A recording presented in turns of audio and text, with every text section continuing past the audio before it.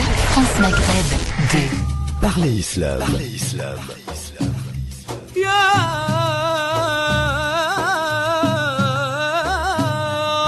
Parlez Islam pour répondre à vos questions, vos interrogations et vos doutes dans la mesure du possible en direct live. Parlez Islam pour mieux le vivre dans notre société. Et bienvenue pour cette nouvelle édition de Parler Islam avec l'imam Mohamed Bajrafil qui nous fait le plaisir d'être avec nous comme tous les vendredis de 19h à 21h avec en direct et avec nous l'imam Mohamed qui nous fait le plaisir d'être avec nous. Salam alaikum imam. Wa alaykoum assalam wa rahmatullahi ta'ala wa barakatuh. Vous avez passé une bonne semaine? Alhamdulillah. Alhamdulillah.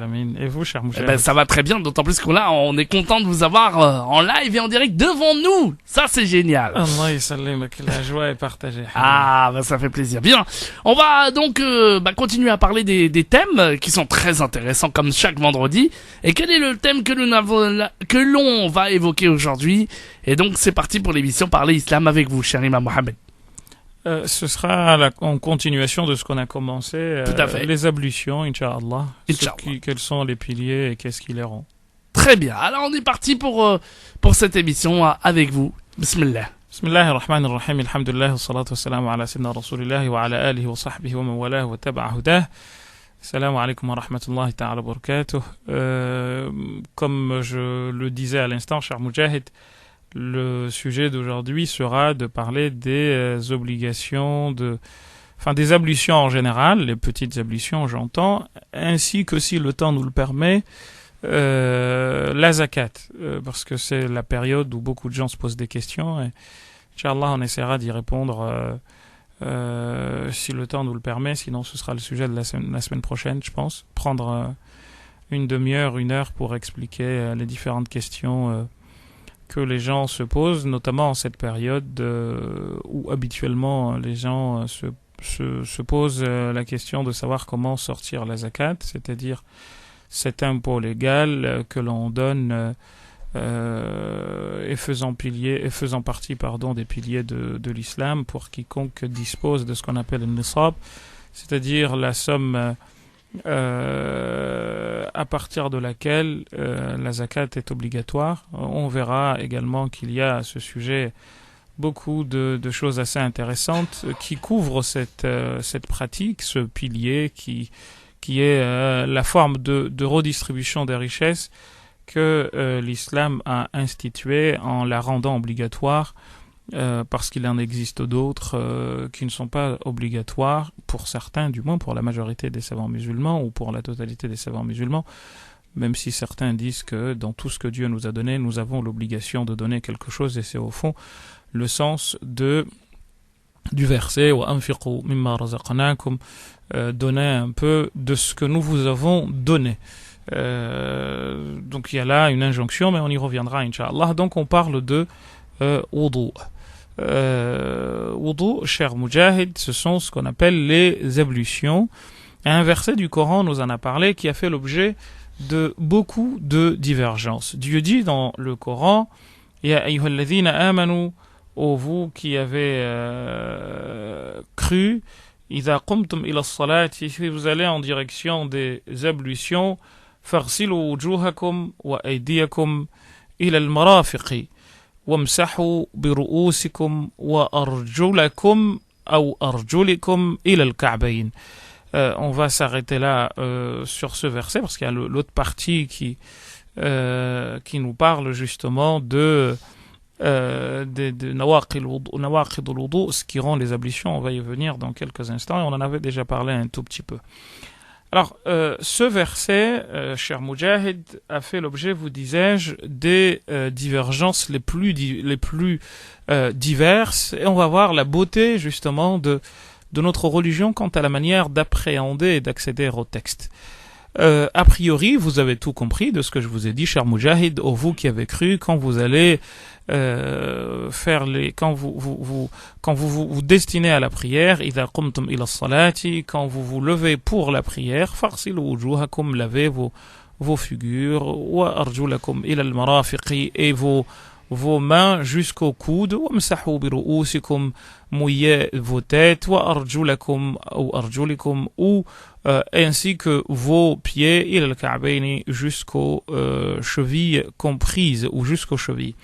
il y a là des choses que l'on pourrait, j'ai envie de dire, trouver normales, très simples, cher Moujahid. Sauf que, contrairement à ce que pourrait nous laisser penser une lecture surfaciste, il y a là 1 million de choses que nous allons développer petit à petit, et je ne pense pas que la demi-heure que nous nous sommes assignés nous permettra de les développer entièrement, mais on va essayer d'être le plus laconique possible. Alors Dieu nous dit d'abord, si vous allez en direction de la prière, si vous vous levez pour aller faire la prière, certains peuvent se dire, et ça a été le cas, à partir de l'instant où je me lève pour aller faire quelque chose, c'est que j'ai déjà l'intention de, n'est-ce pas, cher Moujahid? Sauf que le débat va commencer à partir de là. Il commence à partir de là, pourquoi? Pour une raison très simple, c'est que quand tu regardes bien, en te disant, إِذَا قُمْتُمْ إِلَى الصَّلَاةِ, quand vous vous levez pour la prière, si vous voulez, cher Moujahid, on peut considérer le fait de se lever comme étant externe, comme étant extérieur aux ablutions. On est bien d'accord? C'est comme si je vous disais, quand vous allez manger, eh bien, prenez une cuillère. Le fait de dire la phrase de cette manière, c'est une phrase en quelque sorte introductive qui précède l'action de manger. Jusque-là, on se comprend, cher Moujahid. Donc, on comptera votre instant de manger, ou on comptera votre manger à partir de l'instant ou votre action de manger à partir de l'instant où vous allez prendre la cuillère et vous mettre devant l'assiette. On est bien d'accord? Eh bien, là, on voit farosilu wujuhakum, lavez vos figures. Donc, idha qumtum, la première partie, quand vous allez vous lever en direction de la prière, pouvant ou contenant la notion d'intention, parce qu'encore une fois, quand je vais prendre la cuillère, c'est pas pour aller jouer avec, mais pour plutôt manger, eh bien, il y a là la notion d'intention que certains vont considérer comme ne faisant pas partie des piliers des ablutions. Et là, ça commence à devenir beau. Pourquoi? Parce que on va voir que la première école, qui est l'école hanafite, va nous dire, mais l'intention ne fait pas partie des piliers de la prière, des ablutions, étant donné qu'elle n'est pas nommément citée.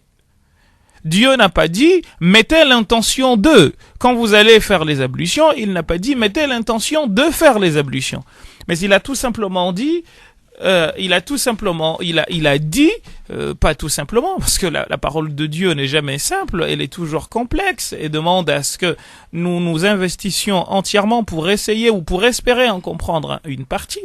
Ils vont se dire, mais la notion d'intention n'est pas comprise dedans. Il a dit farosilu wujuhakum, lavez vos figures. Donc la première partie est plutôt une partie introductive, somme toute normale, et la seconde, donc la partie des injonctions qui va constituer, n'est-ce pas, les obligations ou les piliers des ablutions, eh bien commence elle à partir du jouissif, de l'injonctif, de l'impératif, farosilu wujuhakum, eh bien, lavez vos figures. Et qu'est-ce qu'une figure? On va voir que les théologiens là-dessus ont beaucoup divergé entre ceux qui considèrent, comme les shafi'ites, que al-wajhu, le visage, et c'est la définition qu'ils en ont donnée, commence d'où à où? Eh bien, min manabiti sha'r ar-ra'si ila al-dhaqani toulan. C'est de là où commencent à pousser les cheveux jusqu'au menton, compris en longueur, wa min udhunin ila udhunin ardan, et d'une oreille à l'autre sur le plan de la largeur. Et on va voir encore une fois que finalement, c'est pas si simple que cela, parce que d'autres considèrent que les oreilles font partie du visage, comme c'est le cas de très grands savants parmi les tabi'in.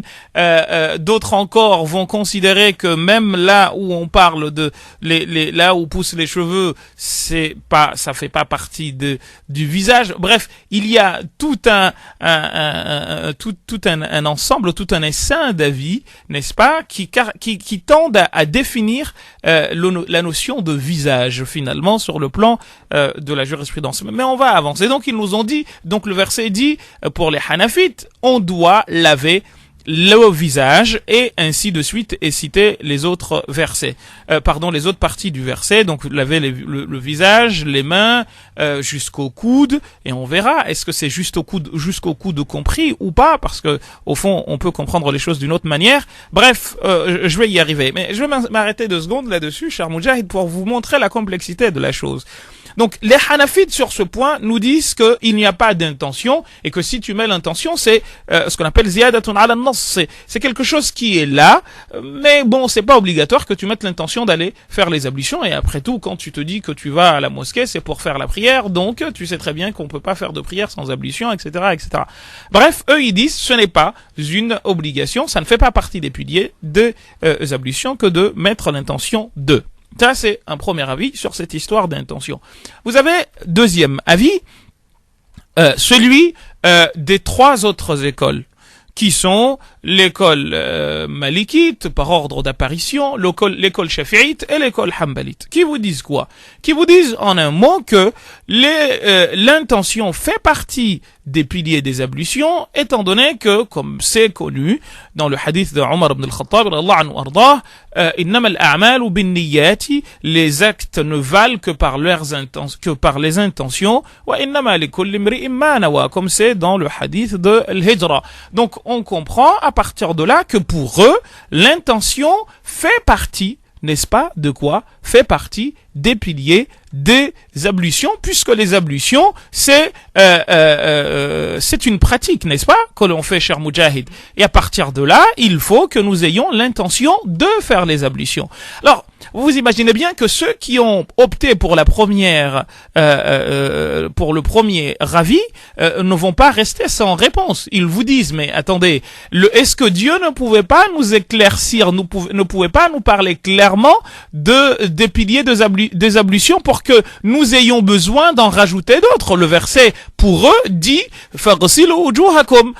Dieu n'a pas dit fanou, mettez l'intention de, mais il a dit lavez vos figures. Donc vous voyez que, cher Moudjahid, c'est très beau au fond. Et alors les uns s'appuient sur un verset, un hadith du prophète sallallahu alayhi wa sallam, les autres ne rejettent pas ce hadith, mais considèrent que c'est une sorte de complément dont on peut se passer, et qu'il n'est pas obligatoire à partir de là de faire quoi? Il n'est pas obligatoire à partir de là, eh bien, de parler, n'est-ce pas, d'intention. Donc nous avons un avis, celui des Hanafites, qui considère, pour faire simple, que l'intention ne fait pas partie des piliers des ablutions, et nous avons les 3 autres écoles, les Malikites, les Shafi'ites et les Hanbalites, qui elles considèrent que l'intention, donc le fait de mettre l'intention de faire les ablutions, eh bien, est quelque chose de fondamental sans lequel les ablutions ne tiennent pas.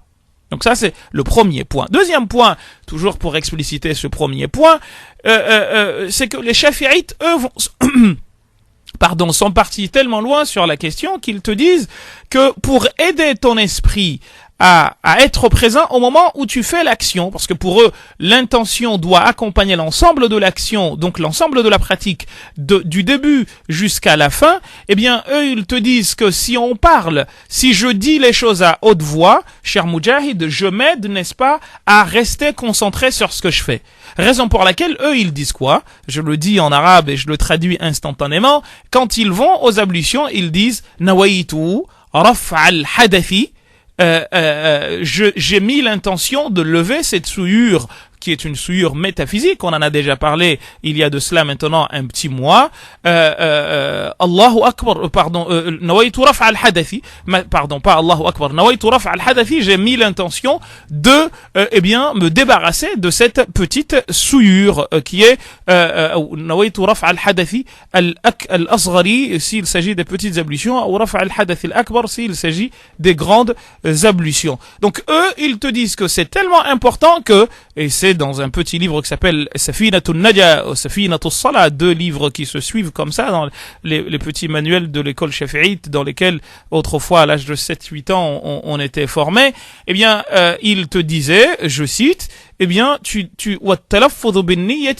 pour les shafi'ites, le fait de prononcer l'intention tant dans les ablutions que dans la prière, parce que dans la prière, vous les retrouvez, c'est au fond ce que j'allais dire tout à l'heure, quand tu fais la prière, ils te disent, tu dis, nawaitu usalli farda salat al-maghribi thalatha raka'at ada'an lillahi ta'ala ma'muman ou imaman lillahi ta'ala Allahu akbar.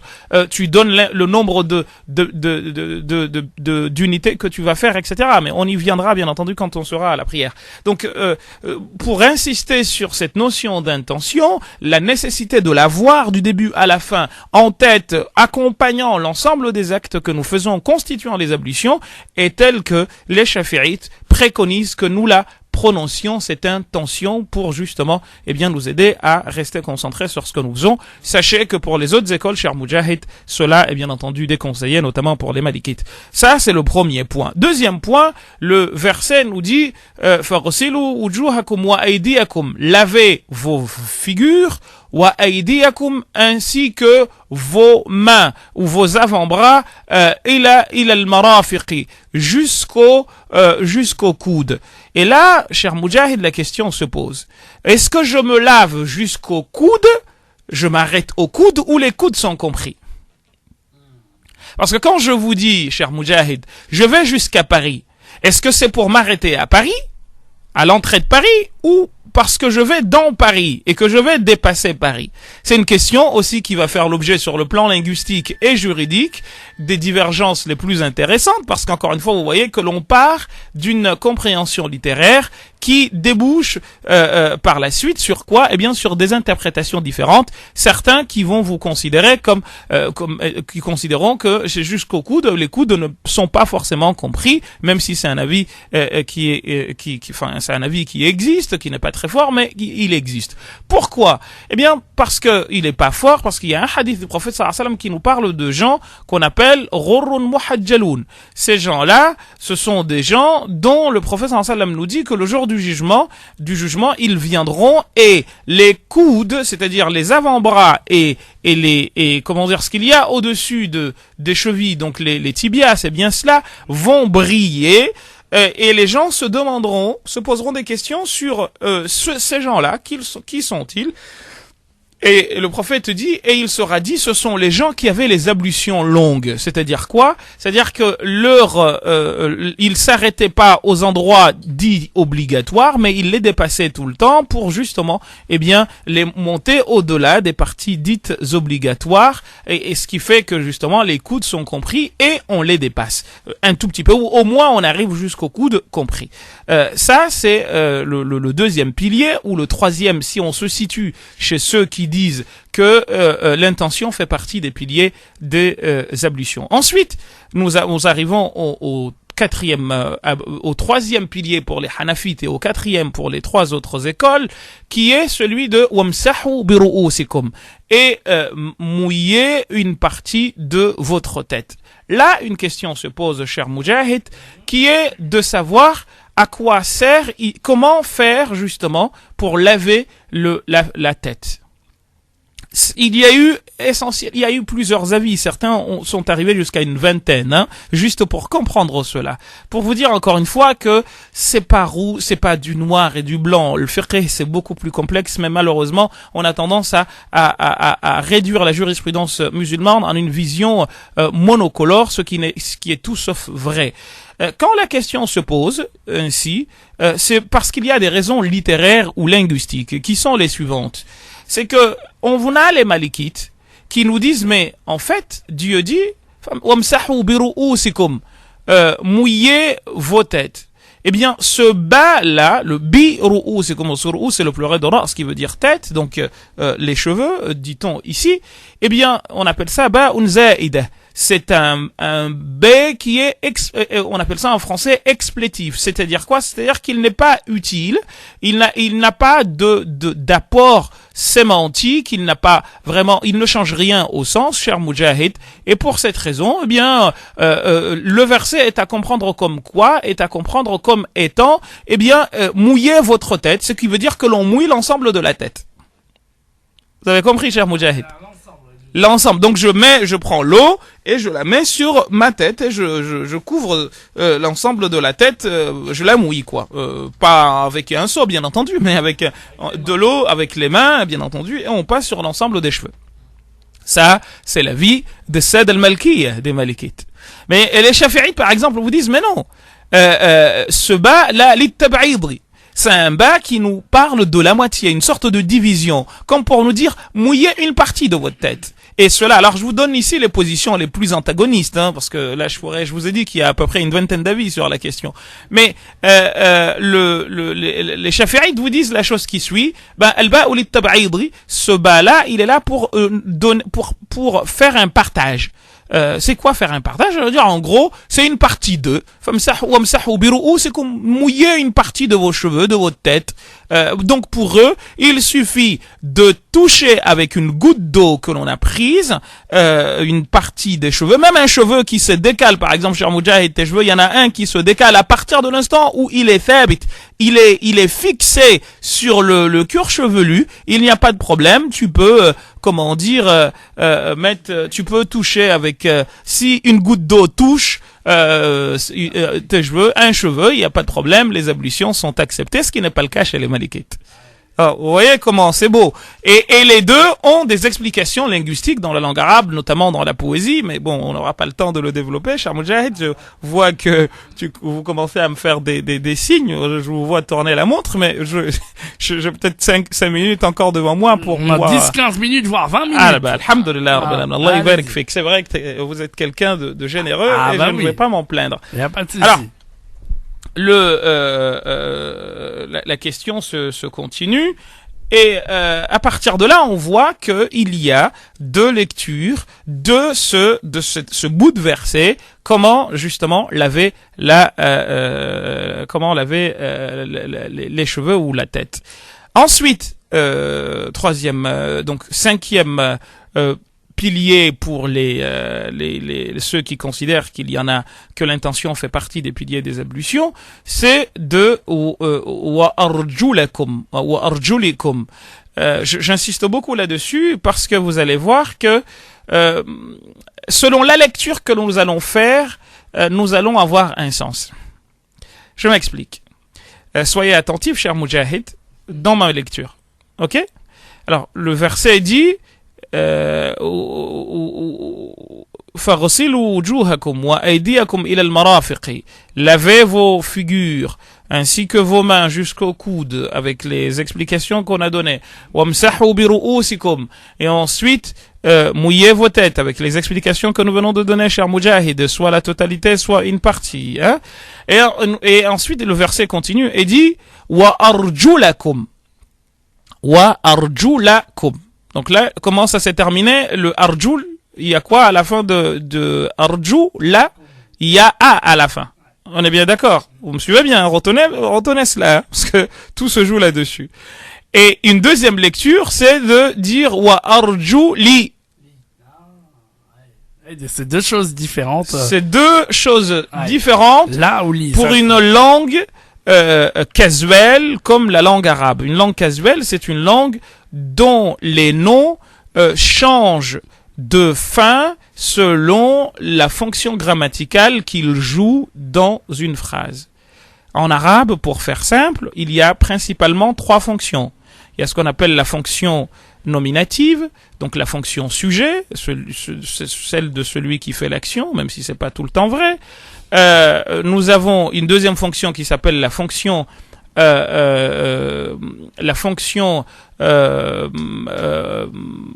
pas nominative mais plutôt complétive, barakallahu fik, oui, la fonction de complément d'objet direct, celui qui subit, celle de celui qui subit l'action, même si encore une fois c'est pas tout le temps vrai. Et enfin, nous avons ce qu'on appelle la fonction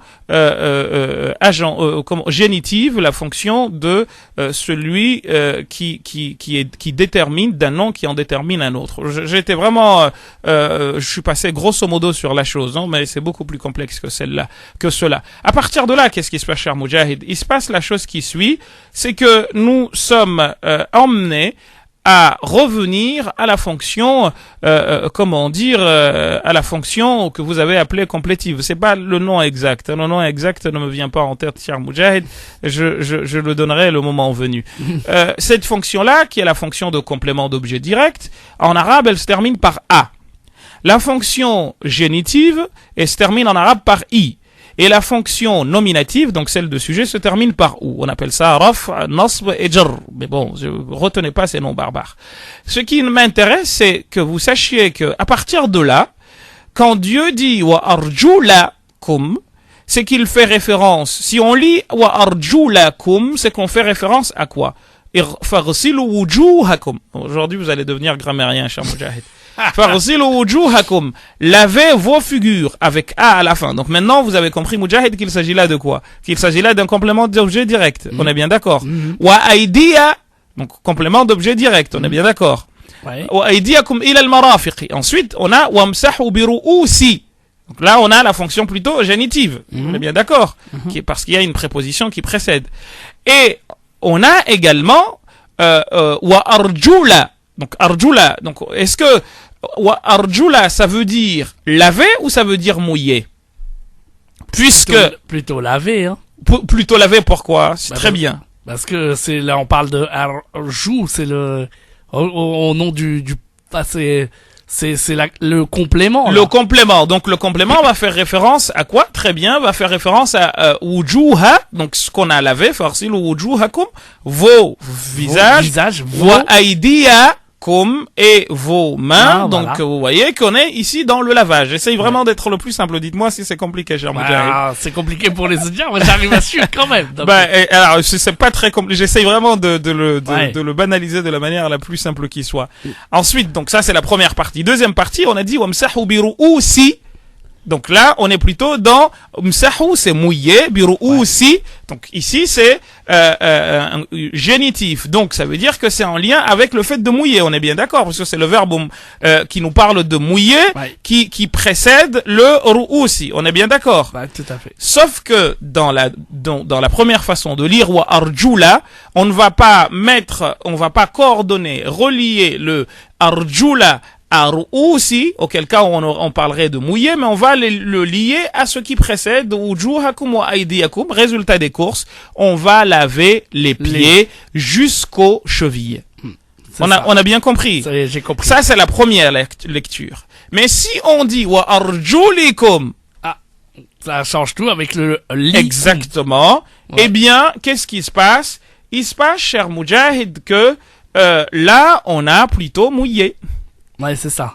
Puisque de même qu'on mouille la tête, on va mouiller les pieds. C'est en fait il est plus complément tout à l'heure, comme tout à l'heure, mais il est nominatif, quoi, en fait. Il est plutôt dans une fonction qui est une fonction de complément d'objet direct. Donc dans la première situation, il est en fonction de complément d'objet direct. Dans la deuxième situation, nous avons plutôt une fonction une fonction génitive avec i à la fin. Résultat des courses, qu'est-ce qui se passe? Eh bien, selon la première lecture, qui est une lecture attestée, cher Moujahid, parce que les deux sont attestés du prophète sallallahu alayhi wa sallam. La première lecture, c'est la lecture de très grands noms comme celle de El-Kisa'i, etc. Et la seconde, c'est la lecture d'aussi grands noms que Ibn Kathir, etc. Bref, ce sont là les grands spécialistes de la lecture du Coran qui nous disent comment nous avons à nous comporter vis-à-vis de ces versets. Exactement. Et ça, c'est très beau. Donc, première lecture, comme je vous ai dit, c'est la lecture de Nafi'. Et on sait très bien, ceux qui sont spécialistes de ces questions-là connaissent justement ce qu'on appelle les qurra, ce qu'on appelle les rouah, ceux qui ont reçu le Coran, qui l'ont entendu de la bouche des compagnons du prophète sallallahu alayhi wa sallam, ceux qui l'ont reçu d'eux. Donc vous avez des gens, par exemple, première lecture, c'est la lecture de Nafi', dont reçoit le spécialiste de la lecture qui est utilisé au Maroc, qui s'appelle l'imam Warsh an Nafi', et un monsieur, le plus célèbre, hein, il y a un monsieur qui s'appelle Hafs an Asim, qui reçoit d'un autre qui s'appelle Asim. Donc la lecture de Nafi' et de Ibn Amir et de Al-Kisa'i, c'est de dire wa arjulakum avec fatha, ce qui a comme conséquence que l'on lave les pieds. Et ensuite, la lecture d'Ibn Kathir et Abu Amr et de Hamza, également de très grands noms de la lecture du Coran, c'est de dire wa arjuli, comme une lecture qui, bien entendu, a pour conséquence, eh bien, que nous mouillons les pieds exactement comme nous mouillons la tête. Vous voyez, cher Moujahid? Ouais, c'est très beau et c'est en même temps une manière de nous montrer qu'il y a plusieurs avis et que c'est pas blanc et noir. Et puis, dernière chose là-dessus, parce que je pense que... Après, on va envoyer la pub. Allez-y. Exactement. Dernier point là-dessus, c'est qu'ils ne se sont pas arrêtés là-dessus. Il y a eu un débat maintenant sur la constitution même du verset. Là, je pourrais, encore une fois, développer davantage, parce que Mohammed ibn Hassan al-Shaybani a une divergence sur la notion de Ka'b, etc., mais je ne veux pas rentrer là-dedans. Ce qui m'intéresse ici, c'est de voir maintenant la manière dont le verset a été globalement compris. Le verset a été compris de plusieurs manières, non seulement les parties, mais aussi la manière d'accomplir les ablutions. Est-ce qu'il y a un ordre ou pas? Première question. Oui. Ouais, oui. Selon les Shafi'ites, il y a un ordre. C'est-à-dire quoi? C'est-à-dire que pour les Shafi'ites, on doit d'abord commencer par laver le visage, ensuite les mains, ensuite mouiller la tête, ensuite, laver les pieds. Les pieds, ouais. Donc ce qu'ils appellent tartib. Donc pour les Shafi'ites, il y a 6 piliers des ablutions. Vous avez l'intention, le visage tel qu'on l'a décrit, les mains jusqu'au coude, mouiller la tête, les chevilles, pieds jusqu'aux chevilles et, bien entendu, l'ordre. Vous avez compris? Alors, quelle est leur explication à eux? Ils vont te dire, Dieu a cité, il a dit, laver le visage, le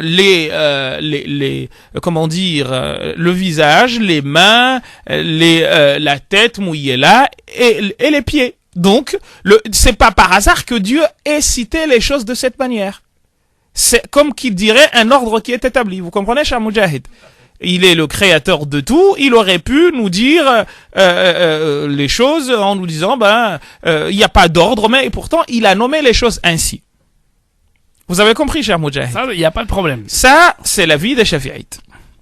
On a nos Sad al-Maliki, les Malikites, qui, eux, ne retiennent pas cette histoire d'ordre, même s'ils la considèrent comme très recommandée. Ils vont te dire la chose qui suit. Attendez. Nous, ce qui compte, c'est que Dieu nous a parlé, il nous a dit, on constate pas d'interruption. C'est-à-dire quoi? Quand on lave le visage, on va pas attendre que le visage devienne sec pour ensuite laver les mains. Donc, eux, ils parlent de ce qu'on appelle le mu'alah ou le fawriya. C'est-à-dire que les actes doivent se faire rapidement, successivement. Vous comprenez? C'est que je lave le visage, ensuite je lave les mains, ensuite jusqu'au bout. Alors que les Shafi'ites, c'est déconseillé, c'est makrouh de laisser une partie devenir sèche, mais ça n'annule pas les ablutions. Vous avez compris? Tout à fait. Très bien. Maintenant, on a le troisième avis, celui des Hanafites. Que eux se disent, mais où avez-vous entendu parler d'ordre ou de fawriya ou de rapidité? Ils disent, Dieu a dit comme ça. Il n'a pas dit puis il n'a pas donné d'ordre, il n'y a rien du tout. Tout a été donné comme ça. Pourquoi voulez-vous instaurer un ordre là où il n'y en a pas? Et là, qu'est-ce qui se passe? Ils te disent, si par exemple tu plonges dans une piscine et tu en sors, t'as des ablutions. Accepté. Ah ouais, d'accord. Vous avez compris, cher Moujahid? Non, là, j'ai bien suivi, là. Très bien. Donc, vous voyez, encore une fois, que ces avis-là ne viennent pas, si vous voulez, ne sortent pas d'ex nihilo, mais ils viennent de compréhension, qui sont somme toute faciles à réaliser à partir de l'instant où nous nous mettons au niveau des textes pour voir quelles ont été les explications des uns et des autres pour aboutir au résultat que nous pratiquons. Donc vous voyez encore une fois qu'ici, le but n'est pas de donner raison à tel ou tel groupe, mais plutôt de montrer qu'il y en a plusieurs et surtout de montrer combien nous bénéficions d'une jurisprudence qui est d'une largesse incroyablement grande et qu'il ne faut pas s'enfermer dans un avis, cher vous, mais plutôt nager dans les océans de cette beauté qu'est l'islam. L'islam, exactement. On va revenir dans un instant, Imam Mohamed, avec bien entendu la suite évidemment de ce thème et puis on abordera vos questions si vous le souhaitez évidemment au standard au 0892 23 99 50. On parlera des questions, vos questions sur les ablutions évidemment. Ça sera tout à l'heure sur France Maghreb 2. N'hésitez pas avec le thème du jour et puis à partir partir de 20h30, 20h25. Eh bien, ce sera vos questions pêle-mêle sur tout ce que vous voulez. Allez, on revient d'ici une petite seconde, ne bougez pas, c'est sur France Maghreb 2.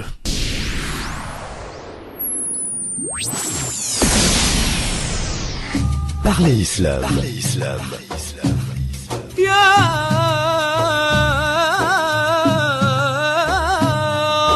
Parlez Islam pour répondre à vos questions, vos interrogations et vos doutes dans la mesure du possible en direct live. Parlez Islam pour mieux le vivre dans notre société. Et nous sommes de retour pour l'émission Parlez Islam, évidemment la deuxième partie de cette émission. On parle aujourd'hui des ablutions de l'eau d'eau. Si vous avez des questions évidemment dans ce sens, eh bien n'hésitez pas à nous appeler dès maintenant au standard 0892 23 99 50 étoiles et le choix numéro 1 pour toutes vos questions sur ce thème du jour qu'on a abordé. Et vous avez entendu que il y avait vraiment plusieurs avis, donc on va essayer de continuer à parler de ce sujet et surtout d'aborder vos questions, vous, si vous en avez, évidemment, avec le plus grand plaisir.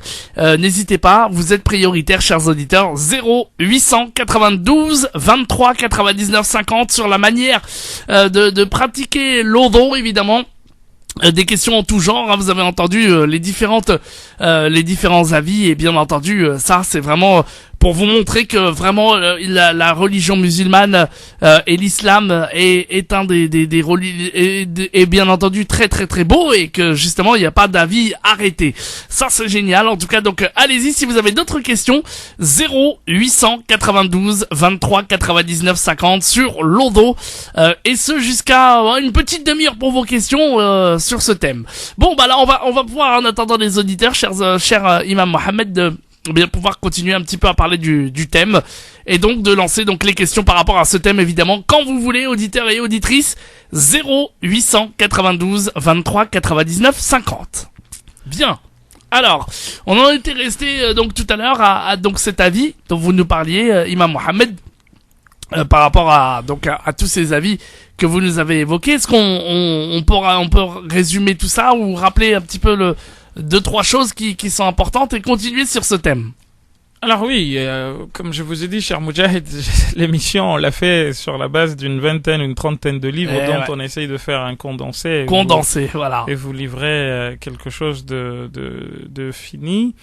Il faut savoir que l'avis de al-masah, donc l'avis qui parle de mouiller les pieds, contrairement à celui de laver, est un avis qui est présent chez les chiites, mais pas chez les sunnites. Mais ce que je veux dire par là, c'est qu'il faut éviter du coup de leur jeter la pierre en leur disant que c'est pas l'islam, parce que c'est un avis qui a été rapporté par des dizaines et des dizaines de compagnons. C'est d'ailleurs l'avis de Abdullah ibn Abbas, de Anas ibn Malik et d'autres encore, de très grands compagnons, de très grands tabi'in, des gens qui ont suivi les compagnons comme Ata, comme Abu al-Aliya et d'autres encore, qui ont recueilli cet avis et qui l'ont expliqué. Il y a un propos très célèbre de Anas ibn Malik qui dit que nazal al-Qur'an ou ja'a al-Qur'an bil mashi wa sunnatu bil ghusli. Le Coran est arrivé a prescrit le fait de mouiller et la sunna est venue avec le fait de laver. Et Ibn Abbas sallallahu anhu m'a dit également ceci, rapporte ceci en disant le Coran ou le Coran est venu avec أو في الوضوء غسلتان ومسحتان. Il y a dans les ablutions deux lavages et deux mouillages, si je puis m'exprimer ainsi. Donc lavage, c'est le visage et les mains, et plutôt le mouillage, ce serait la tête et les pieds. Je précise encore que cet avis, c'est un avis qui n'est pas présent chez les 4 écoles sunnites. Al-Shawkani a fait une réponse très intéressante à ceux qui parlent de mouiller les pieds. Mais encore une fois, on ne peut pas faire abstraction de cet avis de ces grands compagnons quant au sujet du mouillage, parce qu'encore une fois, il n'a pas été recueilli par un petit nombre de personnes, mais plutôt par un grand nombre de personnes. Donc c'est un avis qui est à prendre en considération et qu'il ne faut surtout pas faire comme si de rien n'était. Il y a de ce point de vue-là beaucoup de hadiths recueillis. Je ne vais pas m'étaler longuement là-dessus, mais bien entendu, si les questions nous y poussent, on se fera un plaisir d'aller dans les développements. Cher Moujahid, il y a une chose que je voudrais quand même préciser, parce que nous parlons d'ablution, avant d'aller dans ce qui rompt les ablutions. Je voudrais vous dire déjà que là, ce que nous avons présenté, c'est ce qu'on appelle les piliers des ablutions, mais qu'il en existe d'autres, il existe d'autres choses qui sont en relation avec ce qu'on appelle nawafil, ou plutôt, donc nawafil ici au sens de zaïda, ce qu'on appelle sunna, les choses qui sont recommandées, qui sont des rajouts, qui ne font pas partie des obligations, mais qui sont recommandées. Alors vous savez que je vais passer très rapidement, déjà c'est comment dire, de ne pas de prendre l'eau et de comment dire, de laver d'abord les mains avant de les mettre dans l'endroit dans lequel on va faire les ablutions. Nous n'avons pas à souffrir de cette situation parce que nous avons des robinets, donc on lave d'abord les mains en disant Bismillahir-Rahmanir-Rahim. C'est d'ailleurs pour les Hanbalites un des piliers, parce que pour eux un hadith du prophète sallallahu alayhi wa sallam nous dit kullu amrin dhibalin, toute chose à laquelle on accorde une importance quelconque, lam yubda Bismillahir-Rahmanir-Rahim ou bilhamdulillahi rabbil alamin فهو أجذم أو أبتر, c'est comme un animal amputé de sa queue ou un animal lépreux. Donc à partir de là, cher Moujahid, c'est fondamental pour eux, étant donné que les ablutions sont quelque chose de très important, auquel on accorde une grande importance. Eh bien pour eux, on fait la basmala, on dit Bismillahir Rahmanir Rahim, même si ça existe dans les autres écoles, mais sous forme de quelque chose de très recommandé. Donc ça, c'est ce point-là. Donc on dit Bismillahir Rahmanir Rahim. Ensuite, on lave les mains au moment de les laver. Ensuite, on a ce qu'on appelle el madmada wal istinshaq, mettre l'eau dans la bouche et le nez. Ça, c'est aussi très recommandé. Pour certains, pour les zahirites par exemple, l'un va être une obligation, et pour les hanbalites également, el madmada, le fait de mettre l'eau dans la bouche est une obligation. Le fait de mettre l'eau dans le nez est aussi une obligation, respectivement pour les hanbalites et les zahirites. Mais ça ne l'est pas pour les trois autres, c'est les deux autres écoles, encore moins les hanafites, dont on a dit que les piliers pour eux étaient au nombre de 4, cher Moujahid, parce que c'est eux qui vous disent qu'il suffit par exemple de vous plonger, faire un petit plongeon dans une piscine et en sortir et l'histoire est finie. Hein. Donc la chose est encore plus simple pour eux. Mais on retrouve, si vous voulez, et c'est ce qui est beau aussi, l'ensemble des piliers et l'ensemble des actes recommandés, on les trouve chez les uns considérés comme des piliers, chez les autres considérés comme recommandés, parce qu'encore une fois, c'est la beauté de le fiqh, et nul n'a le droit de dire que c'est comme ça, c'est exactement ce que Dieu a dit, parce qu'encore une fois, on va au marché au grand marché du livre d'Allah subhanahu wa ta'ala, qui est là et qui est multilecture, qui peut être lu de plusieurs manières, et je vous en ai fait la démonstration tout le long de notre émission, et avec ce que Dieu nous a donné comme science, nous arrivons à comprendre ou non ce que Dieu nous a voulu nous dire. Et à partir de là, cher Moujahid, on voit la beauté et la largesse qui se trouvent dans notre religion.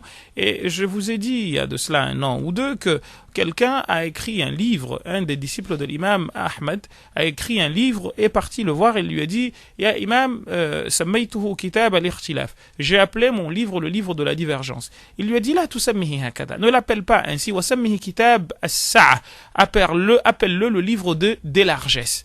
Parce qu'il y a énormément plus il y a de largesse, et mieux c'est en fait, et c'est au fond pour cette raison que les Hanbalites, ou l'imam Ahmad ibn Hanbal sur une question, on trouve qu'il a au moins 5 à 6 avis sur une même question. Mais on va aller au-delà de cela, donc ne pas s'arrêter là-dessus, vous dire également que pour certains, la notion de dalk, c'est-à-dire frotter, est très importante. Pour certains malikites, elle va jusqu'au statut d'obligation, même si c'est très recommandé pour la grande majorité. Mais le fait de se frotter est très recommandé pour les autres écoles aussi. Nous avons également ce que les malikites appellent el-fawriyah, la rapidité, donc il faut que les actions se suivent. Eh bien, les shafi'ites, ils appellent ça el-mu'alah, la successivité des actions, et c'est quelque chose aussi de très recommandé.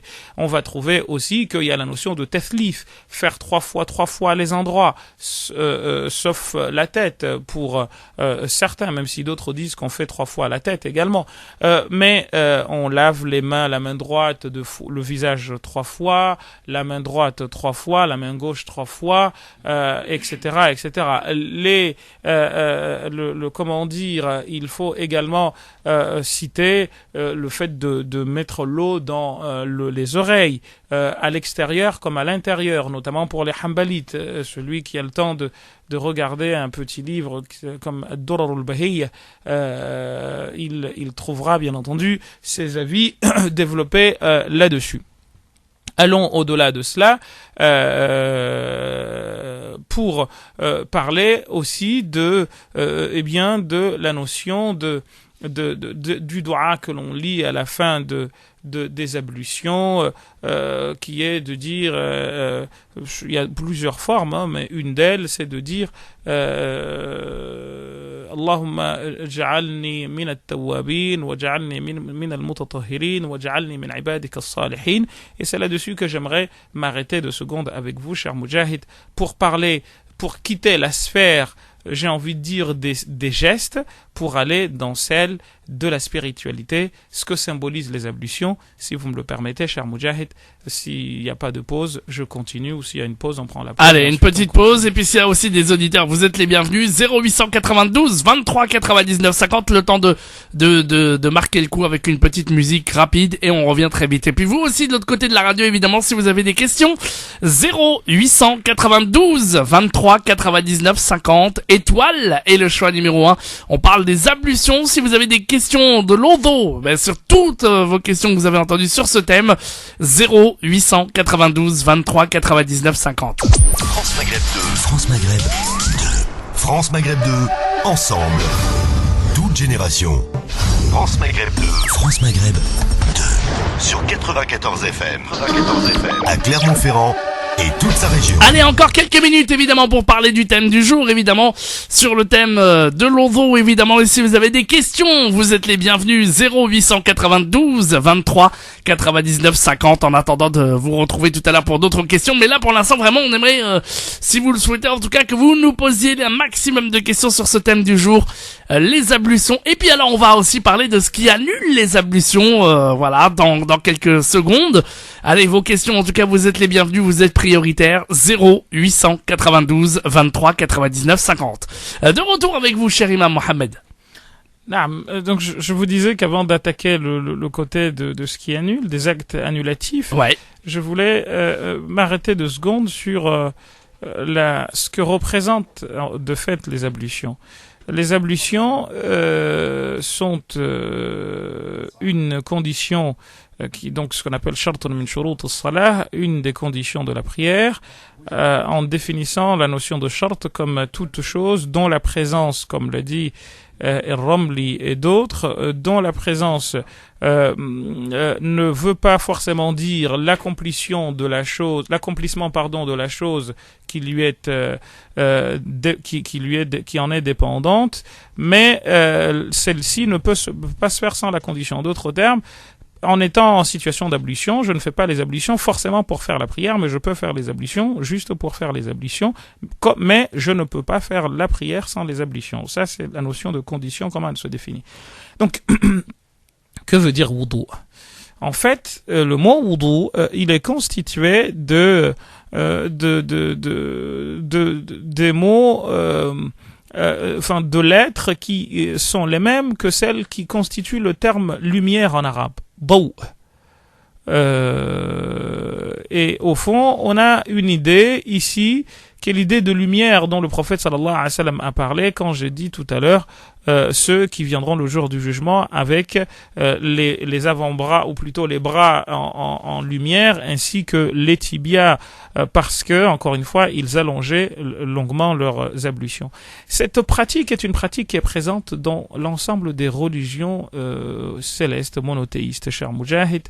On en a l'équivalent chez les juifs, chez les chrétiens. Bref, c'est quelque chose, c'est une pratique, la notion de tathir, de purification pour Allah subhanahu wa ta'ala est une notion qui est présente donc dans l'ensemble des religions. Et en islam, cette notion de wudu revêt beaucoup de choses, dont eh bien, le fait à la fois de se laver des souillures physiques et des souillures métaphysiques. Le prophète sallallahu alayhi wa sallam prend un hadith parlant des prières qui vont dans ce sens. Il dit, il en est des 5 prières comme de quelqu'un qui a une maison en dessous ou devant laquelle passe un cours d'eau et dans laquelle rivière il se jette 5 fois par jour. Il demande, est-ce qu'il peut rester sur lui une quelconque saleté? Bien entendu, la réponse est non. Il ne peut pas y avoir de saleté sur une personne qui se jette 5 fois par jour dans une rivière pour se laver, cher Moujahid. Donc, au fond, cette notion de lavage, eh bien, le prophète va nous dire, eh bien, la personne qui fait 5 fois par jour la prière, qui va 5 fois par jour à la rencontre de son Seigneur pour discuter avec son Seigneur, pour parler à son Seigneur, pour chuchoter avec son Seigneur, parce que c'est comme ça que le terme est utilisé, munajatullahi, on discute avec Allah subhanahu wa ta'ala, on parle à voix basse avec Allah subhanahu wa ta'ala, on chuchote avec Allah quand notamment nous sommes dans le sujoud. Eh bien, le prophète sallallahu alayhi wa sallam nous explique que les ablutions font partir les péchés.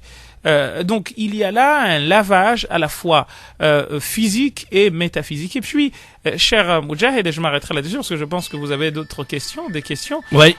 Il y a une notion fondamentale, c'est que quand ceux qui ne sont pas musulmans, quand on les invite dans les mosquées et qui voient que par jour nous nous lavons 5 fois, c'est quelque chose qui les étonne énormément. Et ça les surprend, mais en bien, en se disant, mais finalement, c'est quelle propreté. Vous imaginez, les mains, on se lave les mains 5 fois par jour, mais il y a même mieux, il est même recommandé qu'à chaque fois que nous perdons les ablutions, nous les refassions, et c'est la raison pour laquelle Bilal est arrivé au paradis avant le prophète sallallahu alayhi wa sallam. Lorsque le prophète a fait le voyage nocturne, il a entendu les pas de quelqu'un au paradis, et il dit, ya Jibril, man sabaqani ila al-jannah, qui est-ce qui est arrivé au paradis avant moi, alors que ana fatihuha, c'est moi qui vais ouvrir le paradis. Jibril lui a dit, innahu rajulun min ashabik, ou min ummatik, c'est une personne de ta communauté. Et il dit, et c'est qui? Il dit, c'est Bilal. Bilal, naam. Et il part, une fois revenu à la Mecque, il appelle Bilal. Il lui dit, ma bika ya Bilal, qu'est-ce qui t'arrive? Tu m'as précédé au paradis. Et Bilal va lui dire, le prophète lui demande, mais qu'est-ce que tu fais? Il a dit, ya Rasulallah, à chaque fois que je perds mes ablutions, je les renouvelle. En quoi faisant, cher Moujahid? Je refais les ablutions et je fais 2 rak'at derrière. C'est la raison pour laquelle Bilal a précédé le prophète sallallahu alayhi wa sallam au paradis. Donc c'est quelque chose de recommandé que d'avoir les ablutions tout le temps. Mais vous voyez que sur le plan de l'hygiène, cher Moujahid, c'est quelque chose de très beau parce que en faisant les ablutions, je vous ai dit que parmi les actes recommandés, c'est de d'abord laver les mains. Quand on sait que beaucoup de maladies se transmettent par la main, cher Moujahid, eh bien là, vous voyez que un des sens des ablutions, mais il y en a beaucoup, hein, si le temps nous le permet, on l'expliquera là, tout non, le long. malheureusement non, on a d'ailleurs une auditrice, malheureusement, qui nous attend, enfin, et qui veut poser une question, qui est très intéressée sur le thème de l'odon. 0892 23 99 50, elle s'appelle Wahiba, elle nous appelle Dolné-sous-Bois. Salam alaikum Wahiba. Alaikum salam wa rahmatullah. Alors, salam alaikum. Wa alaikum salam wa rahmatullahi ta'ala wa barakatuh. Voilà, j'avais une petite question sur l'eau, sur les ablutions. Voilà, lorsque le musulman justement pratique les ablutions, mais à chaque fois il perd ses ablutions en fait. Cette personne a beaucoup de gaz, et je voulais savoir si à chaque fois il fallait qu'il fasse ses ablutions. Oui. Ça, on l'a traité, voilà. Moudjahid, vous devriez être en mesure de répondre à ces questions puisqu'on les a traitées. Alors en fait, si c'est de ma mémoire en tout cas, si c'est quelque chose qui est de l'ordre de la maladie ou enfin quelque chose que vous avez habituellement et qui fait que que ça arrive tout le temps, ça n'annule pas en fait. Si je me rappelle bien, c'est ça, Imam Mohamed. Alors, il n'a pas totalement tort, mais il n'a pas bien retenu la leçon. On va, al-asa liman asa, il va avoir droit à un petit coup de fouet. Ouais. On a vu que de ce point de vue-là, il faut dans tous les cas faire les ablutions avant de rentrer dans la prière. Oui. Si cela relève de la maladie, donc un problème de flatulence ou un problème d'incontinence, eh bien, on rentre dans la prière. Une fois que tu as fait les ablutions, que tu es rentré dans la prière, ce qui va se passer dedans, tu n'as pas à arrêter la prière pour aller refaire les ablutions de nouveau.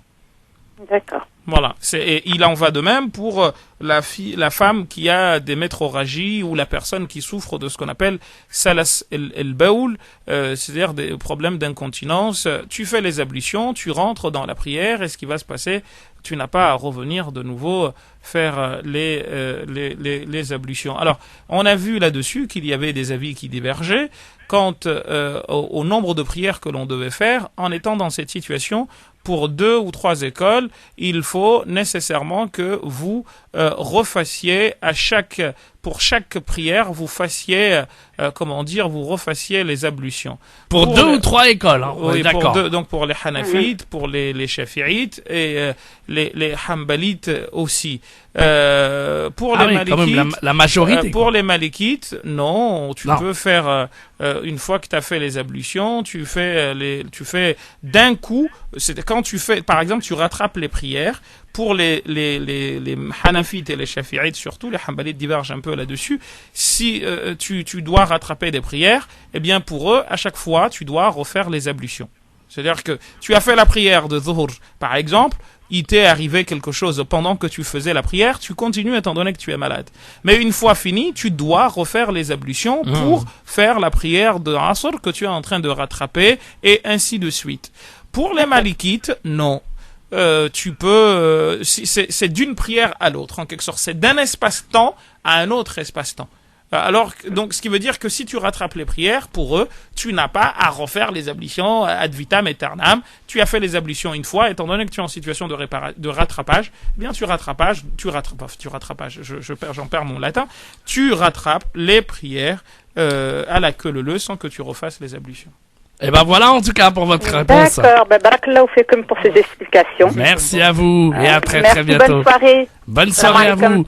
On va revenir s'il y a encore 2-3 questions en tout cas, bien entendu sur l'Odo, c'est maintenant 0892 23 99 50, on en prendra une dernière et puis après on passera évidemment aux questions diverses et variées sur la religion. Et je sais que là vous attendez ce moment avec impatience. Allez, 0892 23 99 50 étoiles et le choix numéro 1. Le temps passe vite, hein, Imam Mohamed, hein. On avait encore plein de choses à dire et le temps passe. Bon. Exactement. Moi, je voulais aussi j'ai parlé tout à l'heure de la notion de daw, la notion de lumière. Bah oui. Qui est une notion qu'on doit avoir en tête. Je me purifie pour m'attirer la lumière d'Allah subhanahu wa ta'ala. C'est quelque chose de... Eh ben, on en parle dans une minute. Ok, allons-y. À tout de suite. Il veut pas que je finisse. Parlez Islam.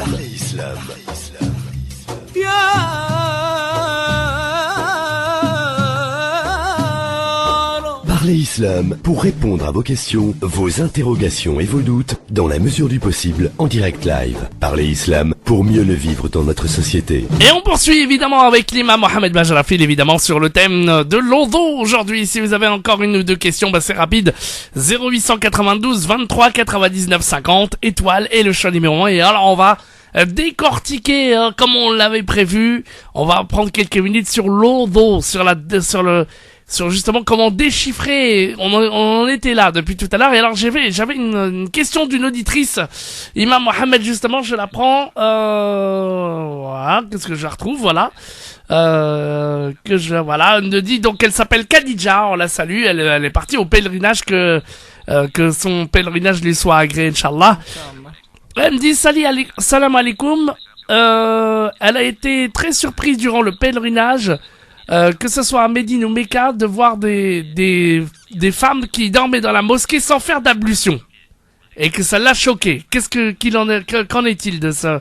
Est-ce qu'elle demande si on peut l'éclairer par rapport à cela? En fait, vous m'avez pas laissé le temps de développer ce qui rend les ablutions, donc c'est bien. On y viendra, Inch'Allah, prochainement. Parce que là, on est, si j'ai bien compris, dans la demi-heure des questions open, c'est ça? Non, je sais plus du tout. Maintenant, je vais très rapidement aller répondre à votre question. Ouais. C'est que il y a un hadith du prophète sallam qui dit que justement le sommeil c'est le lit de l'inconscience, dans le sens où si on dort, on n'est pas en situation de pouvoir contrôler ce qui est sorti ou ce qui n'est pas sorti de nos orifices. C'est raison pour laquelle on se réveille. Quand on se réveille, le prophète sallam m'a même ordonné qu'on lave nos mains parce qu'on ne sait pas où celles-ci ont fini, et qu'on fasse les ablutions. Mais au-delà de cela, cher Moujahid, les fuqaha vont diverger sur le type de sommeil. On parle de somnolence et on parle de ce qu'on appelle nas. Nas, ici dans le langage courant, ça veut dire dormir, mais nas, c'est somnoler. Et quand on dit somnoler, ça veut dire que l'on dort pas de manière profonde ou de manière approfondie, mais cela veut dire que tout simplement on est à moitié conscient et à moitié inconscient. Et à partir de là, ce qui se passe, c'est que les fuqaha ont divergé là-dessus. Ils t'ont dit que si tu dors, mais que t'es pas entièrement endormi, tu dors pas profondément, c'est-à-dire que tu es conscient plus ou moins de ce qui se passe autour de toi, tu n'as pas à refaire les ablutions. D'autres ont été beaucoup plus loin en disant que si on dort même profondément, mais en étant sur ce qu'ils ont appelé hay'atul mutamakkini, comme le dit Al-Hajar Al-Haytami dans ses livres, notamment Al-Manhaj Al-Qawim, eh bien, on n'a pas à refaire les ablutions, parce que, encore une fois, ça veut dire quoi, hay'atul mutamakkin? C'est s'asseoir en étant, si vous voulez, on s'assoit sur son derrière complètement, de manière à être assis en tailleur, pas être assis de manière à laisser sortir un gaz, etc., mais plutôt en étant assis sur ce qu'on appelle sur le postérieur, en étant assis complètement dessus, mais pas en ayant un pied levé, etc., mais en étant assis en tailleur, ce qu'ils ont appelé eux hay'atul mutamakkin. Eh bien, même si on a dormi profondément, on refait pas les ablutions parce que les orifices sont fermés de manière telle qu'un gaz ne pourrait pas sortir, notamment une personne qui est à la mosquée endormie et qui est endormie en étant debout, en étant assis de la manière dont on a parlé. Au-delà de cela, il faut savoir que même cette question, elle a fait l'objet de débat, parce que le Hajar al-Haytami lui-même va parler de la personne qui est naïve, d'une personne qui aurait plutôt un postérieur mince. Pour lui, le gaz peut passer, donc la personne étant dans cette situation, même si elle est en hay'at al-mutamakkin, refait les ablutions. Donc pour parler des personnes qui sont allongées là-bas, il faut, je vais raconter une histoire qui va vous faire rigoler, cher Moujahid. Il faut faire attention parce que l'on ne sait pas comment la personne est. Et si la personne a dormi entièrement, eh bien là, elle se réveille et elle fait les ablutions pour au moins 2 ou 3 écoles sur 4. Mais au-delà de cela, l'histoire que je voulais vous raconter, c'est quoi? C'est l'histoire de l'imam Shafi'i qui a été invité par l'imam Ahmed. Et chez l'imam Ahmed, sa fille ou son enfant, en tout cas, voit l'imam Shafi'i qui était invité à manger.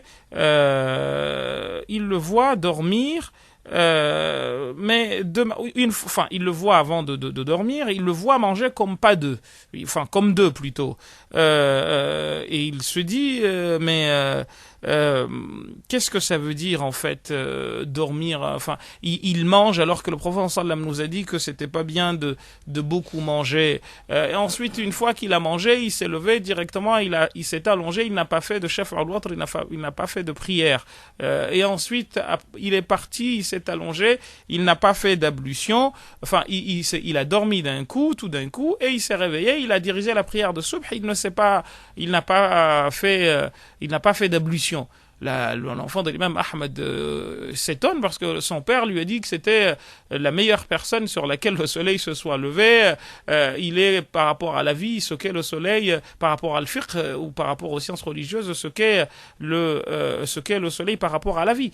Et là, il trouve une personne qui est somme toute comme tout le monde, qui mange, qui boit, qui mange beaucoup surtout, qui a fait ripaille, qui a mangé comme c'est pas permis, et là il se trouve face à cette personne et il s'inquiète, mais quel genre de personne, en plus elle se lève, elle fait pas les ablutions, elle va directement à la prière. Là, l'imam Ahmed dit à sa fille ou à son enfant, va le voir et demande-lui pourquoi il était comme ça. Quand il est parti le voir, l'enfant, il demande à l'imam Ahmed, et l'imam Shafi'i lui dit, mon fils, sache que je sais que personne sur terre ne pense à manger halal autant que ton père. C'est pour cette raison que je me suis mis à manger comme deux, parce que j'étais sûr que je me remplissais le ventre avec quelque chose de halal. Ça, c'est la première raison, parce que tu m'as vu beaucoup manger, alors que le prophète m'a déconseillé qu'on mange beaucoup. Ensuite, tu m'as vu que j'ai pas fait de shaf' al-watr, j'ai pas fait de prière, mais en fait, je suis parti, je me suis allongé en train de réfléchir sur plus d'une 60aine de questions dont les musulmans ont besoin de l'éclaircissement pour que leur vie s'améliore. Et troisième et dernière question que tu t'es posée, c'est que je n'ai pas fait d'ablution, je me suis levé, j'ai fait la prière. Mais en fait, étant donné que j'étais en train de réfléchir sur ces questions-là, je n'ai pas eu le temps de fermer l'œil, donc je n'ai pas eu besoin de refaire les ablutions. Donc il faut aussi faire attention, ne pas avoir une personne qui en effet dort jusqu'à baver et qui se réveille sans faire les ablutions. Bien entendu, il y a de quoi se poser des questions, mais autrement, c'est sans doute la raison pour laquelle la sœur a vu ce qu'elle a vu.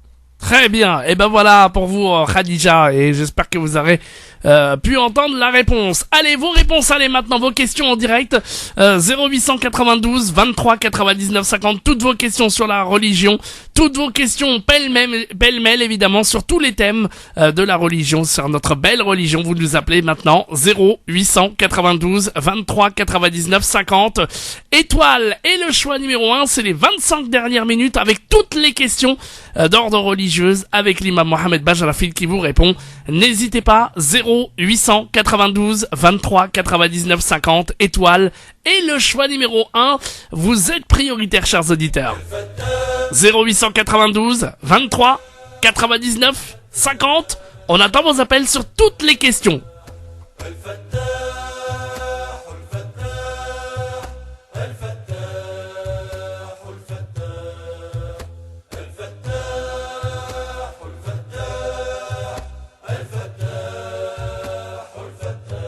إلهي فاتح المغالق واهب الفتوحات من أبوابك اللدنيات إلهي لا موجود فاتح رحمة سواك ولا فتاح مغلق كل. Allez, vos appels en direct sur France Maghreb 2, 0892 23 99 50, étoile, et le choix numéro 1. On va tout de suite rentrer dans le vif du sujet avec un premier auditeur, Imam Mohamed, il s'appelle Nabil, il est à Paris. Salam alaikum Nabil. Alaikum salam wa rahmatullah, salam alaikum cheikh. Alaikum salam wa rahmatullah. Je vous appelle parce qu'en fait j'ai une question relative aux tombes en islam. J'aimerais savoir si il est autorisé de déplacer les tombes en islam, excusez-moi. Ça dépend, ça rentre dans le cadre de ce qu'on appelle nabsh al-qubur. Ça dépend de s'il y a une obligation qui tient à cela. comme Muawiyah ibn Abi Sufyan a fait déplacer quelques tombes à Médine, si il y a un besoin, par exemple, on doit faire une route ou on doit construire un hôpital ou quelque chose et qu'on n'a pas d'autre solution que cela peut se faire. Mais D'accord. si c'est le déplacer pour les déplacer, non. Non, ouais, si c'est déplacé sans une raison valable, quoi. Non, haram. D'accord. Et comment dire, c'est une parce que je sais que vous donnez souvent des visions de plusieurs écoles. Naam. Et donc en fait, j'aimerais savoir en fait si c'est une vision générale ou si c'est ou plusieurs écoles qui pensent différemment. De ce point de vue-là, il y a la pratique de Muawiyah que je viens de vous expliquer. Et un hadith du prophète sallam nous dit que le corps du croyant est comment dire, est sainte et sacrée, vivante comme morte. La personne, je veux dire, est sacrée, vivant comme mort. Que la personne soit morte ou vivante, son corps est sacré. Donc on n'a pas le droit de profaner une tombe. Ça c'est haram, ça fait partie des pires choses qui soient. Donc il n'y a même pas de débat là-dessus. Maintenant, si il y a une raison qui exige que nous ayons recours à cela, là oui, bien entendu. Comme je vous ai dit, quand il y a besoin de faire une route ou on peut en effet déplacer. Ça s'est déjà passé, je vous ai dit, au temps des compagnons, ridwanullahi alayhim. Mais encore une fois, pour des raisons valables, mais juste pas parce que tu as envie de déplacer un corps et tu fais ce que tu veux, quoi. Bien entendu. Simplement, en fait, voilà, c'était une question que je voulais éclaircir. Je vous remercie en tout cas. De rien, monsieur Nabil. Bonne soirée. Barakallahu fik, à bientôt. Vos questions en direct au standard 0892 23 99 50 étoile 1. On a Kirim qui est à Lyon. Salam alaikum Kirim. Salam alaikum. Bienvenue. Vous êtes à Lyon même ou vous êtes pas loin? Je suis pas loin, je suis sur la route. Ah, c'est bien ça. Vous êtes où sur la route actuellement? Je suis vers Clermont-Ferrand. Clermont-Ferrand. Eh bien, l'imam Mohamed Bajafil vous écoute. Salam alaikum. Wa alaykum assalam wa rahmatullahi ta'ala wa barakatuh. Dites-moi, j'ai une question et je veux que vous me répondiez très sincèrement. Naam. يجوز ألا يجوز يعيش في بلاد الكفر فرنسا أوروبا بلاد الكفر يجوز ولا لا يجوز؟ Moi je veux que vous répondiez très sincèrement. Barakallahu fik. C'est quoi Bilad al-Kufr d'abord avant de répondre à votre question, Habib? بلاد الكفر c'est بلاد الكفر بلاد وما كانش الأذان وما كانش جنازة وما كانش الإسلام. Tu peux pratiquer le vrai islam, sunnat Rasul alayhi salatu wassalam. C'est ça le vrai. Moi je voudrais savoir réellement est-ce que يجوز ولا لا يجوز يعيش في بلاد الكفر. Franchement, faut pas se cacher, faut pas parce que j'ai déjà la réponse, j'ai déjà entendu la réponse d'autres imams et peut-être d'amis qui ont demandé aux savants.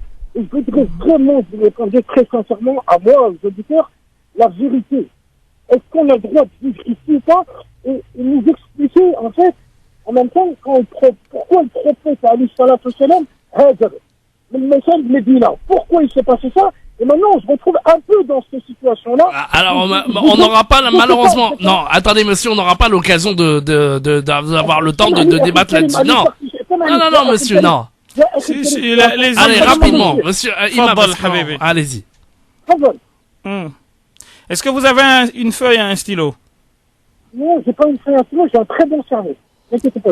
Yallah. Alors, déjà, la définition que vous avez donnée, c'est pas la définition des fuqaha. Je ne sais pas qui est-ce qui vous a donné cette définition.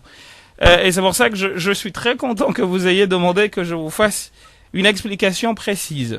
Et je vais vous faire une explication précise, mais je doute que vous reteniez tout ce que je vais vous dire, parce que je vais vous donner 4 avis des 4 écoles, et aucun de ces avis ne donne la définition que vous avez donnée, de ce qu'on appelle Bilad al-Kufr. Quand je vous dis très sincèrement, c'est-à-dire, vous me répondez le plus juste possible, c'est-à-dire vous ne regardez pas par rapport aux 4 écoles qui sont les 4 écoles du sein. Moi, vous nous répondiez au plus juste.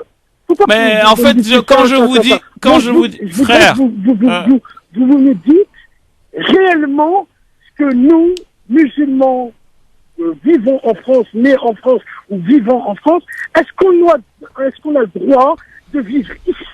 Habibi. Est-ce que vous avez fini là? Je peux répondre à votre question tranquillement? Naam, quand je vous dis que je vous donne l'avis des 4 écoles, c'est que je vous donne la compréhension des savants de l'islam. Je ne suis pas en train de jouer avec ceci ou cela. Il faut comprenez bien les quatre écoles. On est des millions en Europe. Des millions. Bien sûr. Une personne, 2 personnes, 3 personnes, millions. Et peut-être, les moulineurs, je ne sais pas, peut-être, nous, on est tous dans la perdition. Les moulineurs. J'ai compris. Je ne sais pas. J'ai compris. Je voudrais vraiment que vous nous expliquiez et vous nous dites au plus juste si on a le droit de... On a compris, Habibi. C'est bon, mais je vous ai dit, vous auriez dû prendre un stylo parce que je vais vous donner, j'ai une fatwa là-dessus qui est très ancienne. Voilà, mais c'est malheureusement, mais bon, prenez un stylo si vous le pouvez, si vous dites avoir un bon attendez, cerveau. vous savez quoi, on va prendre l'autre question de l'autre auditrice qui attend et on va aussi restez, je vous réponds, il y a pas de souci. Allez, ouais, parce que là, sinon, on va oublier. Voilà, allez. Une autre auditrice qui est en ligne, salam alaikum, bonjour madame, au 0892 23 99 50. Wa alaykoum salam wa rahmatullah. Salam alaikum cheikh. Salam alaikum. Voilà, j'aimerais vous poser 3 questions. Une, non, malheureusement une, parce qu'on a vraiment beaucoup d'appels. Allez-y. D'accord. Bon, écoutez, donc c'est par rapport à la salat, en fait. J'aurais aimé savoir, lorsqu'on est à l'extérieur et on fait l'eau d'eau, est-ce que on peut passer de l'eau sur la racine des cheveux et les chaussures? Et en même temps, pour la prière, lorsque le temps arrive de la prière suivante, c'est-à-dire lorsque le temps de la prière est presque achevé. J'ai pas bien compris le début, s'il vous plaît. Alors, déjà, c'est relatif à l'odo et à la salat. Oui. Lorsque nous sommes à l'extérieur, nous les femmes qui portons le hijab, et qu'on fait l'odo, donc est-ce que c'est possible de mouiller juste la racine des cheveux sans enlever son voile? C'est possible pour les shafi'ites.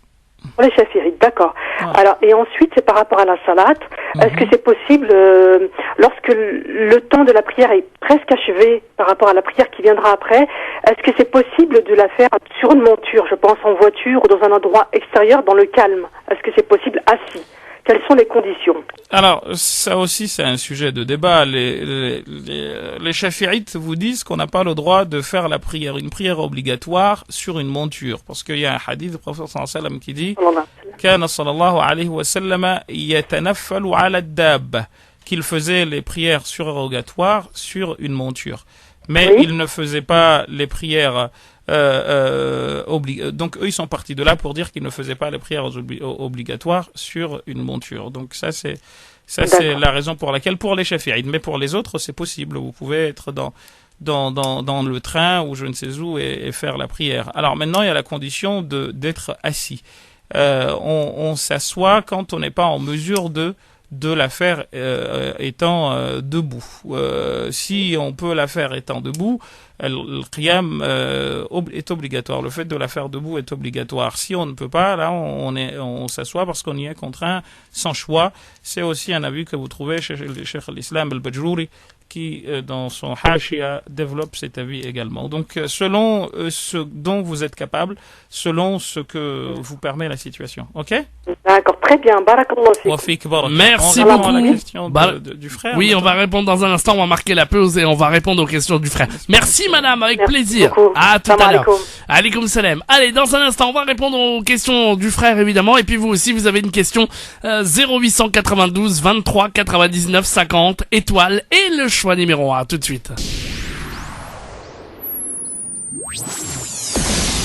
Parlez Islam pour répondre à vos questions, vos interrogations et vos doutes dans la mesure du possible en direct live. Parlez Islam pour mieux le vivre dans notre société. Allez, il nous reste encore quelques minutes évidemment, les dernières questions, pêle-mêle évidemment sur tout ce que vous voulez, sur tous les thèmes de la religion. 0892 23 99 50 étoile et le choix numéro 1, vous posez une question et l'imam Mohamed Bajrafil vous répond 0892 23 99 50. Alors on avait le frère qui nous avait posé une question tout à l'heure, cher imam, et on va lui répondre. C'est une question qui revient souvent chez la bouche de beaucoup de jeunes qui découvrent l'islam et qui du coup tombent sur un ou deux textes ici et là et qui malheureusement n'ont pas une vision globale de l'islam et malheureusement en viennent à dire tout et n'importe quoi. Il y a une grosse incompréhension qui s'empare de beaucoup au sujet de la notion de ce qu'on appelle ad-douche.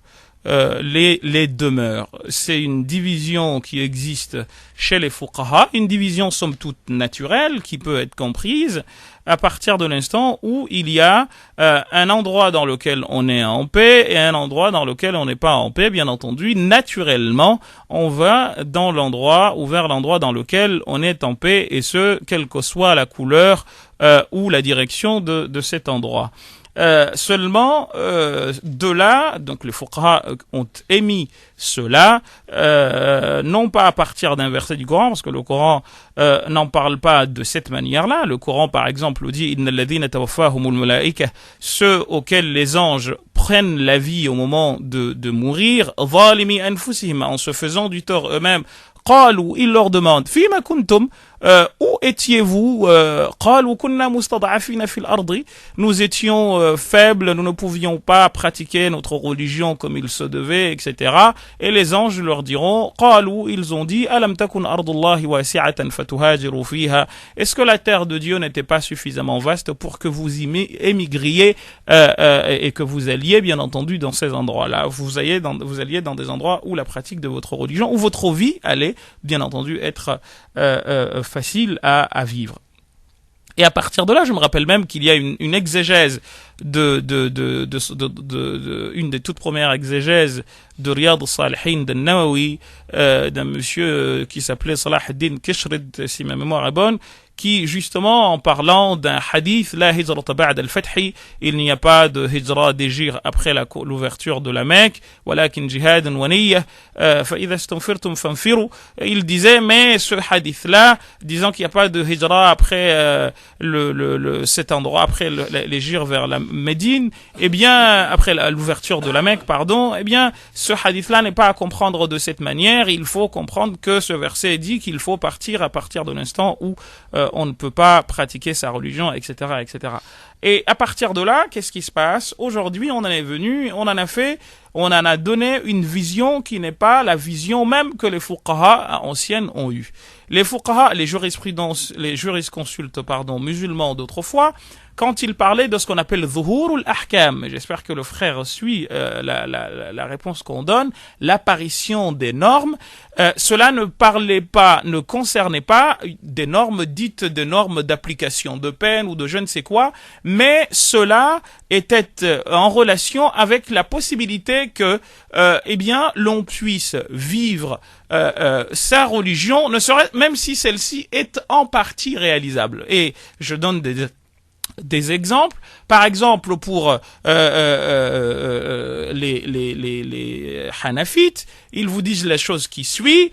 La khilafa bayna ashabina, et ça c'est un avis que vous pouvez trouver dans Bada'i' as-Sana'i' de l'imam al-Kasani, volume 7, page 130. La khilafa bayna ashabina, il n'y a pas de divergence entre nos ashab al-Hanafiyya, les Hanafites, les grands savants Hanafites, fi anna dar al-kufri, sur le fait que ce qu'on appelle dar al-kufr, la maison de mécréance, et cette maison de mécréance mérite qu'aujourd'hui on s'arrête 2 secondes. Qu'est-ce qu'une maison de mécréance? C'est pas une maison dans laquelle on vit comme ça et où on peut vivre tranquillement, pratiquer sa religion, aller à la mosquée, etc. et revenir, mais c'est plutôt une maison dans laquelle on fait du mal aux gens, on ne peut pas pratiquer sa religion. Autrement, le prophète sallallahu alayhi wa sallam a demandé à ses compagnons de se rendre en Abyssinie, parce qu'il dit fa inna fiha malikan la yuzlamu 'indahu ahad, parce qu'il s'y trouve un roi devant lequel personne ne peut être victime d'injustice, et il est rapporté d'ailleurs que certains des compagnons ne sont jamais rentrés de là-bas. Mais ça, c'est un autre débat. Pour nous dire encore une fois qu'il s'agit là d'un endroit dans lequel il n'est pas possible de vivre en tant qu'humain, de pratiquer sa religion, même si aujourd'hui on a réduit la religion à 2 ou 3 pratiques, mais on va y revenir dans une seconde. Donc ça, c'est le premier point. Ils disent la khilafa bayna ashabina fi anna dar al-kufri tasiru dar islamin bi dhuhuri ahkam al-islam fiha, par cette demeure dite demeure de kufr devient demeure musulmane si les ahkam de l'islam, les normes de l'islam y apparaissent. Et les gens pensent qu'il s'agit là d'un ensemble de tout ce que les fuqaha ont dit, partant encore une fois du principe que tout ce que les fuqaha disent, c'est leur compréhension de ce que Dieu a dit et non ce que Dieu a dit véritablement, parce que personne ne sait si c'est exactement ce que Dieu aurait voulu ou pas, et c'est la raison pour laquelle vous avez une jurisprudence malikite, hanafite, shafi'ite, etc., etc., et il y a eu plus de 85 écoles, et aucune d'elles n'avait le droit de dire ceci, c'est ce que Dieu veut, même si elle en est convaincue, partant encore une fois du principe que la manière de pratiquer telle chose, de comprendre des malikites, n'est pas forcément celle des shafi'ites sur une question qui peut être cruciale de jurisprudence, et pourtant aucune des deux écoles n'avait le droit de jeter la pierre à l'autre, même si malheureusement ça s'est passé dans l'histoire. Donc dont il est question, c'est l'apparition de quelques signes. Par exemple, et là je vous renvoie cette fois-ci à un autre livre de l'imam al-Tahaouni qui s'appelle Kashaf Istilahat al-Funun, volume 2, page 92, qui dit, je cite, Ijma'hum ala at-tab'idi, c'est qu'il dit que les hanafites sont d'avis sur le fait que la khilafa fi annahu tasiru dar al-harb dar islam bi ijra'i ba'd al-ahkam fi al-islam fiha, que la demeure dite de mécréance devient demeure musulmane si une partie des normes sont appliquées, et ils ont donné un exemple, ça c'est Ibn Abidin dans Ad-Durr al-Mukhtar, volume 1, page 331, vous pouvez aller vérifier, quand il dit وَدَارُ الْحَرْبِ تَصِيرُ دَارَ إِسْلَامٍ بِإِجْرَاءِ أَحْكَامِ أَهْلِ الْإِسْلَامِ فِيهَا كَإِقَامَةِ الْجُمَعِ وَالْأَعْيَادِ. Le simple fait de pouvoir faire l'Aïd et de pouvoir faire Jumu'ah dans un endroit, eh bien fait qu'une demeure devient une demeure musulmane, et que je chasse en France, en tout cas chez moi à Ivry, nous faisons la prière du vendredi et nous faisons la prière de l'Aïd. Donc, selon Ibn Abidin, cette demeure devient une demeure musulmane. Chez les Malikites, nous trouvons la même chose. Ibn Abd al-Barr nous le dit clairement lorsqu'il dit que parmi les signes qui montrent que l'on peut distinguer une demeure d'une autre, dar islam ou dar kufr, c'est que l'on puisse entendre l'adhan. Idha sami'tum al-adhan fa'amsiku, si vous entendez l'adhan, eh bien n'y allez pas, ne vous engagez pas dans une bataille quelconque, disait le prophète sallallahu alayhi wa sallam. Et si vous allez à la Réunion, moi j'étais à la Réunion, à Saint-Denis de la Réunion, qui est une partie de la France, et même dans certains endroits, ici j'ai entendu l'adhan, donc ça, et le Maziri également le dit lorsqu'il a eu à expliquer la notion de adhan. Donc vous voyez encore une fois que cela c'est des choses qui sont clairement dites par les fuqaha, mais que malheureusement nous avons tendance à réduire à telle ou telle, donc à telle ou telle chose. Le fait, encore une fois, qu'il y ait une partie des signes, j'ai envie de dire, extérieurs de l'islam qui se réalisent dans un endroit, transforme cet endroit en une demeure dite demeure dite musulmane. C'est l'école, c'est l'avis également de l'école shafi'ite. Ibn Hajar al-Haytami, qui est le plus grand savant de l'école shafi'ite des 500 dernières années, il est mort en 973 de l'Hégire, vous dit que tout endroit dans lequel les gens ne sont pas en guerre avec kullu mahallin qadara ahluhu fihi ala al-imtina'i min al-harbiyyin sara dar islam. Tout endroit dans lequel on ne vit pas en guerre contre un groupe de personnes donné, cet endroit-là devient un endroit musulman, un endroit qui est considéré comme un endroit musulman. Wa hina idhin, et à partir de là, al-zahiru et à partir de là, cet endroit-là ne pourra jamais devenir considéré comme un endroit de mécréance, c'est-à-dire un endroit dans lequel on ne peut pas vivre. Et lui, il va même plus loin. Il dit, quand bien même l'islam vient à disparaître clairement, et ça c'est l'avis des chafi'ites, cet endroit, parce qu'il fut un temps où des gens ont vécu sans être en guerre avec d'autres, en pratiquant leur religion, eh bien cet endroit restera définitivement ad vitam aeternam un dar ou islam, un endroit de musulmans. Donc c'est le cas de l'Andalousie et des régions dites andalouses, si aussi on s'appuyait sur l'avis des Shafi'ites. Et les Shafi'ites vont même plus loin. Il y a une question qui a été posée à l'imam al-Ramli, lui aussi au gradé de l'école Shafi'ite, qui dit exactement la même chose. Il y a même une question dans cette fatawi qui lui a été posée sur la notion au sujet d'une ville qui s'appelle Aragon, donc Arghun bil-lugha al-arabiyya, et il a répondu. Alors lui, il est mort en 950, chers amis, donc on n'est pas encore une fois en train de vous parler de choses qui datent d'hier. Donc Ibn Hajar al-Haytami mort en 973, lui il est mort en 950. Et Mohamed al-Ramli, si vous avez le temps, Shihab al-Ramli ou Shams al-Ramli, c'est pas le petit Gugus du coin ou je ne sais qui. Il y a aucun savant parmi les savants qui sont venus par la suite, après lui, dans l'école Shafi'ite, dont la parole vaut aussi cher que celle des deux personnes dont je viens de parler dans l'école Shafi'ite. Donc quand on raconte des choses, il faut raconter avec précision ce qu'on dit et ne pas balancer des choses ou revenir à l'école et apprendre alif ba ta tha, et de cette manière on arrête de se projeter dans des sujets que l'on maîtrise pas. Lui, on lui pose la question. Les gens ont été le voir et lui ont dit à imam, si vous avez le temps, allez regarder les fatawi d'Ibn Ramli. D'ailleurs, moi je les ai, le fatawi al-Kubra d'Ibn Hajar al-Haytami sont sur 3-4 volumes, et généralement al-Hamish, vous regardez sur les contours, vous trouvez les fatwas de Ramli, parce que les deux, en fait, il y a un débat chez les Shafi'ites, lequel des deux est plus fort. Pour les Égyptiens, c'est plutôt Ramli, et pour les gens du Hijaz et du Yémen, le plus fort c'est Ahmed ibn Taymiyyah, Ahmed ibn Hajar al-Makki al-Masri, celui-là qu'on appelle Ibn Hajar al-Haytami. Donc, que dit lui Ramli? Il dit, quand on a été lui poser la question au sujet de gens qui vivent à Aragon, qui pratiquent leur religion et qui ont le droit, qui pratiquent pleinement leur religion, bien que, ce soit un chrétien à l'époque qui dirigeait le pays sans qu'on les empêche de faire quoi que ce soit de leur religion. Il dit, et là lui va plus loin, la tajibul hijratu ala haula'i, ceux-là n'ont pas le droit de partir min watanihim, de leur patrie, n'ont pas le droit de quitter leur patrie.